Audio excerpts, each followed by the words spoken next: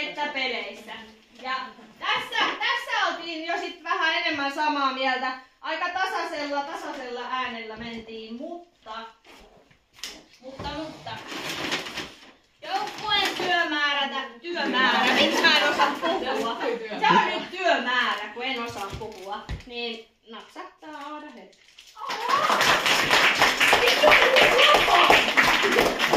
Mä en vieläkään kerennyt käymään kauppaan. No sit sun ei tarvii. Antaa hyvää esimerkkiä ja tekee paljon duunia ja kannustaa ja monin puolin muutenkin ottanut iso rooli joukkueessa, eiköhän se Mette ole meidän joukkueen kapteeni.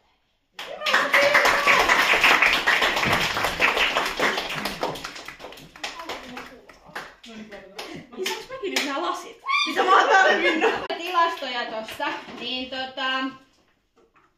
olihan meillä hei oikeesti aika huikeet veskat. Molemmat siellä 3 parhaan joukossa. Siellä ei hirveesti. Torjuntamäärä oli molemmilla aivan käsittämätön. Ja kyllä se nyt niin vaan, että molemmat palkitaan.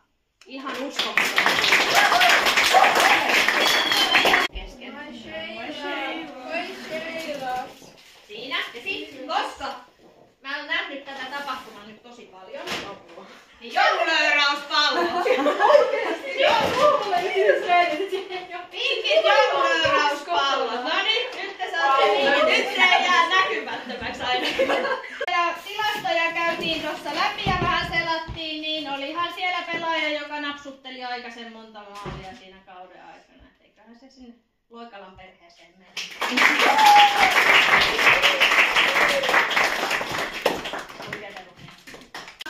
Siellä kehittyneessä ja työmyyrässä, nyt tuli myyrä, niin semmoisena vähän niinku erityismaininta, niin herkkuja Veera.